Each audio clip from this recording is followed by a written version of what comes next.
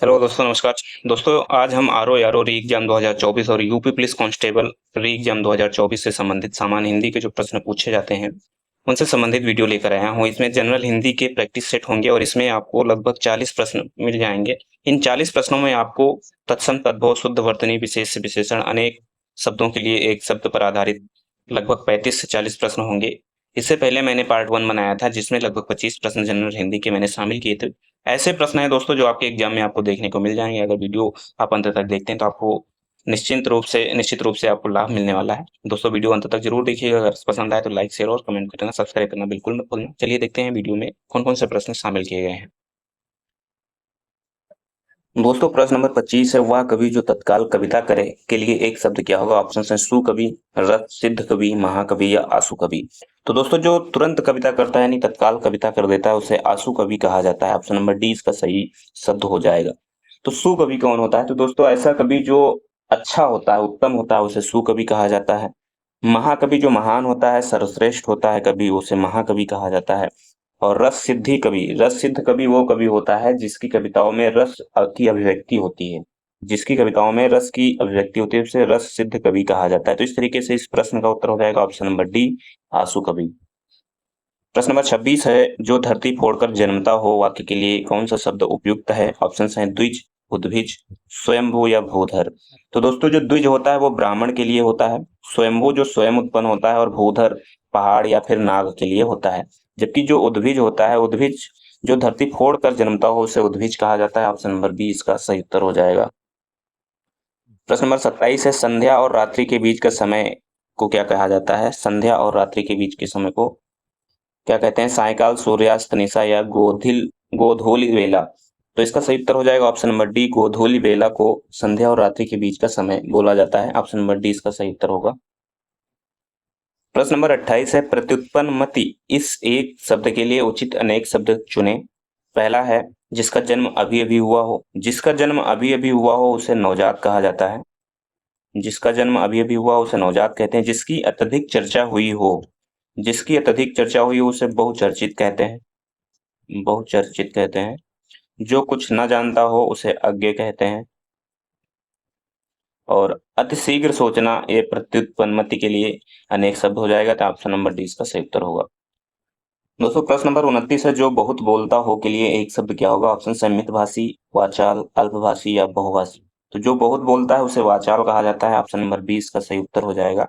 तो मितभाषी किसको कहते हैं? मितभाषी जिससे जो कम बोलता हो। जो कम बोलता हो उसे मितभाषी कहते हैं। और बहुभाषी उसे कहते हैं जो बहुत भाषाएं जानता हो। जो बहुत भाषाएं जानता हो उसे बहुभाषी कहते हैं। तो इसका सही उत्तर हो जाएगा ऑप्शन नंबर बी, वाचाल। प्रश्न नंबर 30 है, स्पर्शजन्य बीमारी के लिए इनमें से उपयुक्त शब्द कौन सा होगा? स्पर्शजन्य बीमारी के लिए ऑप्शन है संक्रमित, संक्रमणीय, संक्रांति या संक्रामक। तो दोस्तों, जो स्पर्शजन्य बीमारी होती है उसे संक्रामक कहते हैं। तो ऑप्शन नंबर इसका जो डी है वो सही उत्तर हो जाएगा। स्पर्शजन्य बीमारी के लिए एक शब्द होगा संक्रामक। किसी रोगी द्वारा जो दूसरों में फैलाने वाले रोग होते हैं उनको संक्रामक रोग कहा जाता है। और जो सूर्य का एक राशि से दूसरी राशि में संक्रमण होता है, यानी जो एक राशि से दूसरी राशि में जो जाते हैं उसे संक्रांति कहते हैं। तो इस तरीके से इसका सही उत्तर हो जाएगा ऑप्शन नंबर डी, संक्रामक। प्रश्न नंबर 31 है, निम्नलिखित में से तद्भव शब्द अटारी का तत्सम रूप क्या होगा? ऑप्शन है अंटारिका, अंटाली, अट्टालिका या फिर अट्टालिका। तो इसका सही उत्तर क्या हो जाएगा? इसका सही उत्तर हो जाएगा ऑप्शन नंबर डी, अटालिका। अटालिका इसका सही उत्तर हो जाएगा ऑप्शन नंबर डी। प्रश्न नंबर 32 है, ऊन का तत्सम रूप क्या होगा? ऑप्शन है ऊन्य, ऊणे या उरण या ऊर्ण। तो ऊन का जो तद्भव शब्द है ऊन, इसका जो तत्सम होगा वो ऊर्ण होगा। ऑप्शन नंबर डी इसका सही उत्तर हो जाएगा, ऊर्ण। प्रश्न नंबर 33 है, इनमें से कौन सा शब्द तत्सम है? ऑप्शन है पंख, पारा, पवन या पकवान। तो इसमें कौन सा तत्सम है हमें ये बताना है। तो जो पवन शब्द है ये पवन का तत्सम रूप होता है, यानी पवन तत्सम रूप हो जाएगा। ऑप्शन नंबर इसका सी सही उत्तर होगा। पंख का जो तत्सम रूप होता है वो पक्ष होता है। पारा का पारद, यानी पंख का जो तत्सम होता है वो पक्ष होता है। पारा का पारद हो जाएगा। और पकवान का हो जाएगा पकवान। इस तरीके से इसका सही उत्तर हो जाएगा ऑप्शन नंबर सी। प्रश्न नंबर 34 है, पोखर शब्द का तत्सम रूप क्या होगा? ऑप्शन है पुष्कर, प्रखर, पोषक या प्रकर। तो पोखर का तत्सम रूप होता है पुष्कर। ऑप्शन नंबर इसका जो ए है वो सही उत्तर हो जाएगा। प्रखर, जो पुष्कर है वो पोखर का तत्सम रूप हो जाएगा। बाकी प्रखर का जो अर्थ होता है वो तेज होता है, तीक्ष्ण होता है, यानी प्रखर का अर्थ यहाँ पर तेज तीक्ष्ण का हो जाएगा। प्रश्न नंबर 35 है, इनमें से कौन सा शब्द तत्सम नहीं है? ऑप्शन है अग्नि, घट, घोटक और मोती। अग्नि, घट, घोटक और मोती, इन चार में से बताना है कौन सा तत्सम नहीं है। तो इसका सही उत्तर हो जाएगा मोती। मोती तद्भव शब्द है और इसका जो तत्सम रूप होता है वो मौक्तिक होता है। मोती का तत्सम रूप होता है मौक्तिक, बाकी सभी तत्सम रूप हैं। प्रश्न नंबर 36 है, निम्नलिखित में से कौन सा युग्म सही सुमेलित नहीं है? ऑप्शन है ओझा, उपाध्याय, कपास, करपट, केला, कदली, पसीना और प्रतिदिन। तो जो ऑप्शन नंबर बी यहाँ पर दिया गया है कपास, करपट, ये एक दूसरे के तत्सम तद्भव नहीं है, क्योंकि जो करपट होता है वो कपड़ा का तत्सम रूप है और कपास का जो होता है तत्सम रूप, कपास का तत्सम रूप जो होता है दोस्तों वो होता है करपास। तो इस तरीके से इसका सही उत्तर हो जाएगा ऑप्शन नंबर बी, यानी कपास का करपास होता है और करपट एक तत्सम रूप है और इसका तद्भव हो जाएगा कपड़ा। प्रश्न नंबर 37 देखते हैं। प्रश्न नंबर 37 है, निम्नलिखित में से तद्भव तत्सम युग्म की दृष्टि से कौन सा सही युग्म नहीं है? ऑप्शन है संसी, सड़सी, शगा, श्वक, सात, सार, कद्दू, कुष्मांड। तो इसमें जो ऑप्शन नंबर ए दिया गया है ये जो है सही नहीं है, ये एक दूसरे के तद्भव तत्सम नहीं है, क्योंकि जो संडसी होता है, जो संडसी होता है इसका जो तत्सम रूप हो जाएगा वो हो जाएगा संदंसिका, संदंसिका। तो इस तरीके से ऑप्शन नंबर ए इसका सही उत्तर हो जाएगा। बाकी सभी जो ऑप्शंस हैं वो एक दूसरे के तत्सम और तद्भव हैं, यानी शगा का तत्सम हो जाएगा स्वक, सात का सार, कद्दू का कुष्मांड तत्सम होगा। प्रश्न नंबर 38 है, निम्नलिखित में से कौन सा तद्भव शब्द है? ऑप्शन है शिला, सीढ़ी, साधु या लाक्षा। कौन सा इसमें तद्भव है हमें ये बताना है। चार ऑप्शन हैं शिला, सीढ़ी, साधु और लाक्षा। तो जो सीढ़ी तद्भव शब्द है, सीढ़ी जो है ये एक तद्भव शब्द है, इसका जो तत्सम होता है वो होता है श्रेणी। सीढ़ी का तत्सम होता है श्रेणी, सीढ़ी का तत्सम होता है श्रेणी। तो इस तरीके से ऑप्शन नंबर जो इसका बी है वो सही उत्तर हो जाएगा, इसका जो तत्सम हो जाएगा वो श्रेणी हो जाएगा। बाकी सभी तत्सम शब्द हैं, शिला जैसे है, जैसे शिला है ये भी तत्सम है, साधु तत्सम है, लाक्षा भी तत्सम शब्द है। प्रश्न नंबर 39 है, तद्भव तत्सम की दृष्टि से कौन सा युग्म सही नहीं है? कौन सा युग्म सही नहीं है हमें ये बताना है। ऑप्शंस हैं सिर, सिर, सहीजन या सीभांजन, लौंग, लवण, लहसुन और लहसुन। तो इसमें बताना है कौन सा युग्म सही नहीं है तत्सम और तद्भव की दृष्टि से। तो दोस्तों लौंग का तत्सम जो होता है वो लवंग होता है, लौंग का तत्सम लवंग होता है। तो इस तरीके से इसका सही उत्तर हो जाएगा ऑप्शन नंबर सी। लवण जो होता है वो नमक का होता है, नमक को लवण कहते हैं। तो ऑप्शन नंबर इसका जो सी है वो सही उत्तर हो जाएगा। बाकी सभी तत्सम और तद्भव युग्म की दृष्टि से सही शब्द हैं। प्रश्न नंबर 40 है, निम्नलिखित में से तद्भव शब्द कौन है? ऑप्शन हैं छार, लाज, लोस्ट और रणन। तो इसमें बताना यह है कि कौन सा तद्भव शब्द है। तो जो लाज है, लाज ये तद्भव शब्द है, लाज तद्भव शब्द है और इसका जो तत्सम शब्द होगा वो लज्जा होता है। लाज का तत्सम शब्द लज्जा होता है। तो ऑप्शन नंबर बी इसका सही उत्तर हो जाएगा। प्रश्न नंबर 41 है, निम्नलिखित में से कौन सा शब्द अशुद्ध है? ऑप्शन है सुंदरताई, शूर्पणखा, स्रोत और शुश्रूषा। तो जो सुंदरताई है ये अशुद्ध शब्द है, इसका जो शुद्ध शब्द होता है वो सुंदरता होता है। तो सुंदरताई इसका सही उत्तर हो जाएगा। प्रश्न नंबर 42 है, निम्नलिखित में से शुद्ध शब्द का चयन कीजिए। ऑप्शन है सारथी, सारथी, धरणी, धरण, दंपत्ति, दंपत्ति और उपयुक्त सभी शब्द। यानी कौन सा शुद्ध शब्द का चयन है, किसका शुद्ध शब्द क्या दिया गया ये बताना है। जैसे कि यहाँ पर सारथी का शुद्ध शब्द सारथी, दंपत्ति का अशुद्ध शब्द दंपत्ति, धरणी धरणी का धरणी और उपयुक्त सभी। तो ऑप्शन नंबर जो डी है ये सही उत्तर हो जाएगा, यानी सभी जो है शुद्ध शब्द हैं। ऑप्शन नंबर डी इसका सही उत्तर हो जाएगा। प्रश्न नंबर 43 है, निम्नलिखित में से कौन सा शब्द शुद्ध है? ऑप्शन है बारात, कालिदास, कुआ या बादाम। तो इसका जो शुद्ध शब्द हो जाएगा बादाम हो जाएगा। ऑप्शन नंबर डी इसका सही उत्तर होगा। बारात का बारात होता है, शुद्ध शब्द बारात होता है। कुआ का कुआं होता है और कालिदास में जो होता है छोटी की मात्रा होती है कालिदास। तो इस तरीके से इसका सही उत्तर हो जाएगा ऑप्शन नंबर डी बादाम। प्रश्न नंबर 44 है, शुद्ध वर्तनी का चयन कीजिए। ऑप्शन है जाज्वल्यमान, ऑप्शन नंबर बी है जाज्वल्यमान, ऑप्शन नंबर सी है जाज्वल्यमान और ऑप्शन नंबर डी जाज्वल्यमान दिया गया है। तो इसका सही उत्तर हो जाएगा ऑप्शन नंबर बी इसका सही उत्तर हो जाएगा ऑप्शन नंबर बी जाज्वल्यमान। तो ऑप्शन नंबर बी इसका सही उत्तर होगा।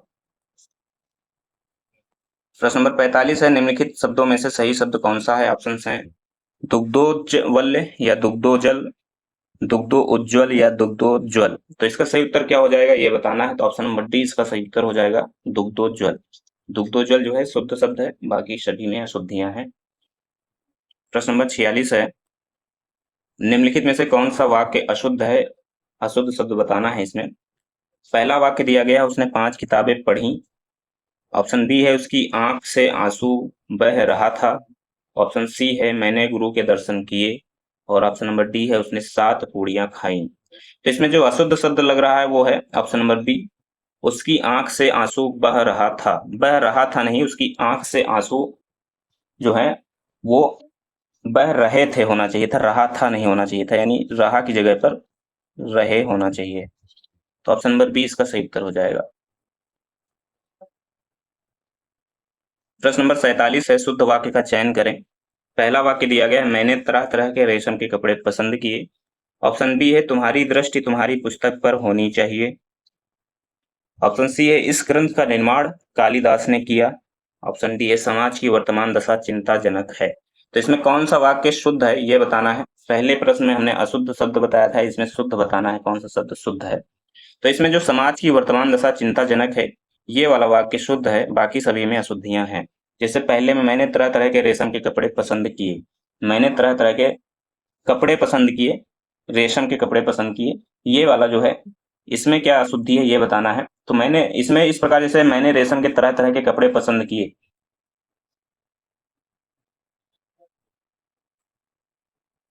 और ऑप्शन बी में तुम्हारी दृष्टि तुम्हारी पुस्तक पर होनी चाहिए। तो इसमें तुम्हारी दृष्टि अपनी पुस्तक पर होना चाहिए था, तुम्हारी ये वाला यहाँ पर अनुचित है। ऑप्शन नंबर सी में दिया गया, इस ग्रंथ का निर्माण तुलसीदास ने किया था। निर्माण जो होता है बिल्डिंगों का किया जाता है, तो इस तरीके से इसमें जो पुस्तक होना चाहिए, इसमें ग्रंथ की रचना होना चाहिए, निर्माण की जगह पर जो ग्रंथ की रचना होना चाहिए था यहाँ पर। तो निर्माण अनुचित है। तो इस तरीके से इसका सही उत्तर हो जाएगा ऑप्शन नंबर डी, समाज की वर्तमान दशा चिंताजनक है। प्रश्न नंबर 48 है, निम्नलिखित प्रश्न में 4 विकल्पों में से उस सही विकल्प का चयन करें जो शुद्ध वाक्य का सबसे अच्छा विकल्प है। पहला विकल्प दिया गया, वहां दिल्ली अवश्य ही आएगा। वहां दिल्ली अवश्य ही आएगा, वहां नहीं होना चाहिए था, ऑप्शन नंबर ए गलत हो जाएगा। दिल्ली अवश्य आएगा वह, ये भी गलत हो जाएगा। वह दिल्ली अवश्य आएगा और ऑप्शन नंबर डी दिया गया है, वह दिल्ली आवश्यक आएगा। तो ऑप्शन नंबर डी भी गलत हो जाएगा, तो ऑप्शन नंबर सी इसका सही उत्तर होगा। प्रश्न नंबर 49 है, एक वाक्य शुद्ध है, यानी 4 ऑप्शंस दिए गए हैं जिसमें से एक सही होगा। पहला दिया गया है, स्वामी विवेकानंद का भाषण सुनकर उपहास उड़ाने वाले अमरीकियों पर घड़ों पानी पड़ गया। ऑप्शन नंबर बी है, बाजार का साप्ताहिक अवकाश सोमवार को रहता है। ऑप्शन नंबर सी है, वह दुखी स्त्री वैधव्यता का जीवन बिता रही है और ऑप्शन नंबर डी है, मैं सपरिवार सानंदित हूँ। तो इसका सही उत्तर क्या होगा ये बताना है। तो इसमें जो ऑप्शन नंबर ए दिया गया है ये शुद्ध है, यानी कि स्वामी विवेकानंद का भाषण सुनकर उपहास उड़ाने वाले अमरीकियों पर घड़ों पानी पड़ गया, ये वाला वाक्य शुद्ध है। बाकी सभी में कुछ न कुछ अशुद्धियां हैं। जैसे जैसे सोमवार को बाजार की साप्ताहिक बंदी होती है, ऐसा होना चाहिए था। बाजार का साप्ताहिक अवकाश नहीं होता है, बंदी होती है तो खुलता है या बंद होता है बाजार। तो ऑप्शन नंबर में इसमें जो होता है बंदी, अवकाश की जगह पर बंदी होना चाहिए था। ऑप्शन नंबर सी में, वह दुखी स्त्री वैधव्यता का जीवन बिता रही है। वह दुखी स्त्री वैधव्यता का जीवन बिता रही है, इसकी जगह पर होना चाहिए था, वह वैधव्य जीवन बिता रही है। वह वैधव्य जीवन बिता रही, वह स्त्री वैधव्यता, ये नहीं होना चाहिए था। ऑप्शन नंबर डी में क्या गलत है, यहाँ पर ये गलत है कि मैं सपरिवार सानंद हूँ। मैं सपरिवार सानंद हूँ, सानंदित नहीं होना चाहिए था, सानंद हूँ ये होना चाहिए था। प्रश्न नंबर 50 है, एक वाक्य शुद्ध है। 4 ऑप्शंस दिए गए हैं, इसमें से एक शुद्ध है। पहला दिया गया है, भारतवर्ष के अतीत में कई निर्दयी शासक हुए हैं। तो निर्दयी शासक यहाँ पर निर्दयी नहीं होना चाहिए था, यहाँ पर निर्दय होना चाहिए था। ऑप्शन नंबर बी है एकत्रित भीड़ जय जयकार कर रही थी। एकत्रित भीड़ जय जयकार कर रही थी। तो यहाँ पर एकत्रित और भीड़ दोनों शब्द नहीं होने चाहिए थे, यानी कि एकत्रित अनुचित है यहाँ पर, तो ये भी गलत हो जाएगा। ऑप्शन नंबर ए भी गलत है। ऑप्शन नंबर सी है गांधी जी चरखा चलाते थे। और ऑप्शन नंबर डी है एक एक करके प्रत्येक छात्र कक्षा से निकल गए। तो यहाँ पर एक एक भी लिखा हुआ है और प्रत्येक भी लिखा हुआ है, दोनों एक साथ नहीं आने चाहिए थे, यानी जो प्रत्येक है वो अनुचित है। तो ऑप्शन नंबर डी भी गलत हो जाएगा, यानी ऑप्शन नंबर सी इसका सही उत्तर है, गांधी जी चरखा चलाते थे। प्रश्न नंबर 51 है निम्नलिखित में से कौन सा शब्द विशेषण है। ऑप्शंस हैं सुंदरता, सौंदर्य, लालित्य या ललित। तो दोस्तों इसमें जो सुंदरता, सौंदर्य और लालित्य है, ये तीनों जो हैं भाववाचक संज्ञाएं हैं। ये तीनों क्या हैं? भाववाचक संज्ञाएं हैं। और जो ललित है, ललित एक विशेषण है। तो इस तरीके से इसका जो सही उत्तर हो जाएगा ऑप्शन नंबर डी होगा, ललित। प्रश्न नंबर 52 है निम्नलिखित में से कौन सा शब्द विशेष से है। इसके ऑप्शंस दिए गए हैं अनुवादित, अनुवाद्य, अनुवाद या अनुदित। दोस्तों जो अनुवादित है और अनुवाद्य है और ये जो अनुदित है, ये तीनों जो है अनुवाद से बने हुए विशेषण हैं। ये तीनों क्या हैं? ये विशेषण हैं। ये सभी विशेषण हैं, जबकि जो अनुवाद है ये विशेष है। ये क्या है? ये विशेष है। तो इसका सही उत्तर हो जाएगा ऑप्शन नंबर सी, अनुवाद। अनुवाद इसका सही उत्तर होगा। प्रश्न नंबर 53 देखते हैं। प्रश्न नंबर 53 है निम्नलिखित में से कौन सा शब्द विशेषण नहीं है। ऑप्शन हैं रोमस, स्वादु, हंसौड़ और आकर्षण। तो जो आकर्षण है वो विशेष से है, इस विशेषण नहीं है। बाकी रोमस, स्वाद और हंसौड़ जो है ये तीनों विशेषण है। तो ऑप्शन नंबर डी इसका सही उत्तर हो जाएगा, आकर्षण। प्रश्न नंबर 54 है निम्नलिखित में से कौन सा शब्द क्रिया से बना विशेषण है। ऑप्शन है धार्मिक, श्रीमान, खिलाड़ी और जातीय। तो जो खिलाड़ी है वो खेल क्रिया से, यानी खिलाड़ी जो है वो खेल क्रिया से बना हुआ क्रिया विशेषण है। ऑप्शन नंबर इसका जो सी है वो सही उत्तर हो जाएगा। बाकी सभी धार्मिक, धर्म और श्रीमान श्री से और जातीय जात से, यानी ये संज्ञाओं से बने हुए विशेषण है। प्रश्न नंबर 55 है निम्नलिखित वाक्य में विशेषण उपवाक्य पहचानिए। ऑप्शंस हैं पहले जो वाक्य दिया गया है वही बच्चा सफल होता है जो मेहनती होता है। वही बच्चा सफल होता है जो मेहनती होता है। इसमें बताना है कि विशेषण उपवाक्य कौन सा है। ऑप्शन में दिए गए हैं। पहला ऑप्शन है वही बच्चा सफल होता है जो मेहनती। ऑप्शन बी है जो मेहनती होता है। ऑप्शन सी है जो सफल है। और ऑप्शन डी है वही बच्चा। तो इसका सही उत्तर हो जाएगा जो मेहनती होता है, यानी जो मेहनती होता है वही बच्चा सफल होता है। तो ऑप्शन नंबर बी जो है वो उपवाक्य है। ऑप्शन नंबर बी इसका सही उत्तर होगा। प्रश्न नंबर 56 में है नीचे दिए गए किस वाक्य में विशेषण का प्रयोग हुआ है। ऑप्शन है राम और श्याम भाई हैं। ऑप्शन बी है राम ने माँ से पानी और खाना मांगा। ऑप्शन सी है माँ ने खाने में दाल और रोटी परोसी। ऑप्शन डी में दिया गया है राम ने रोटी खाकर और रोटी मांगी। तो यहाँ पर ऑप्शन नंबर जो डी में और का प्रयोग हुआ है, जो ऑप्शन नंबर डी में और का प्रयोग हुआ है ये एक विशेषण के रूप में हुआ है। तो इस तरीके से इसका सही उत्तर हो जाएगा ऑप्शन नंबर डी, राम ने रोटी खाकर और रोटी मांगी। प्रश्न नंबर 57 है निम्नलिखित में से कौन विशेष शब्द है। ऑप्शन है अंचल, अभ्यस्त, उपेक्षित और उत्कृष्ट। तो इसमें जो ऑप्शन नंबर ए दिया गया है अंचल, ये एक विशेष शब्द है और इसका जो विशेषण होता है वो आंचलिक होता है। अंचल का विशेषण आंचलिक होता है। बाकी सभी जो तीनों ऑप्शन है वो विशेषण के रूप में ही प्रयोग हुए। अंचल एक विशेष शब्द है। प्रश्न नंबर 58 है निम्नलिखित में से कौन सा शब्द विशेष से है। ऑप्शन है आसीन, अग्नि, कर्मठ और मधुर। तो दोस्तों ऑप्शन नंबर जो इसमें भी ऑप्शन नंबर ए दिया गया है वो विशेष से है। नहीं, ऑप्शन नंबर इसका जो बी दिया गया है वो विशेष से है, अग्नि। 58 का ऑप्शन नंबर जो बी दिया गया है अग्नि, ये विशेष से है, क्योंकि अग्नि का जो विशेषण होता है वो आग्नेय होता है। अग्नि का विशेषण आग्नेय होता है। बाकी सभी विशेषण हैं जैसे आसीन, मधुर और कर्मठ। मधुर मधु से शब्द, मधु शब्द से बना है। कर्मठ कर्म से बना है। और आसीन जो है, आसीन शब्द जो है दोस्तों ये आसन से बना हुआ शब्द है। तो इस तरीके से ये सभी जो है संज्ञाएं हैं, लेकिन जो अग्नि है वो विशेष से है, क्योंकि ये सभी जो आसीन, मधुर और कर्मठ है विशेषण है, अग्नि विशेष से है। ऑप्शन नंबर बी इसका सही उत्तर हो जाएगा, अग्नि। प्रश्न नंबर 59 है निम्नलिखित में से कौन सा शब्द विशेषण है। ऑप्शन है औद्योगिक, उपनिषद, उपन्यास और आदर। तो विशेषण यहाँ पर औद्योगिक हो जाएगा, क्योंकि जो औद्योगिक शब्द है, औद्योगिक शब्द है वो बना हुआ एक उद्योग से बना हुआ शब्द है, उद्योग, औद्योगिक। उद्योग इसका मूल रूप हो जाएगा और इसका विशेषण हो जाएगा औद्योगिक। तो इसका सही उत्तर होगा ऑप्शन नंबर ए, औद्योगिक। प्रश्न नंबर 60 है, निम्नलिखित में से किस युग्म के सभी शब्द विशेषण हैं? ऑप्शंस हैं। ऑप्शन नंबर ए दिया गया है गुलाबी, प्यासा और श्रीमान। ऑप्शन नंबर बी है प्राच्य, फेनिल, बुद्ध।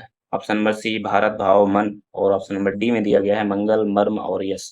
तो इसमें ऑप्शन नंबर जो ए दिया गया है, ऑप्शन नंबर जो ए है गुलाबी, प्यासा और श्रीमान, ये तीनों शब्द जो है विशेषण हैं। बाकी सभी विशेषण के तीनों शब्दों में विशेषण नहीं है। जैसे इसमें बुद्ध, भारत, भाव, मन, मंगल, मर्म और यश, ये सभी संज्ञाएं हैं।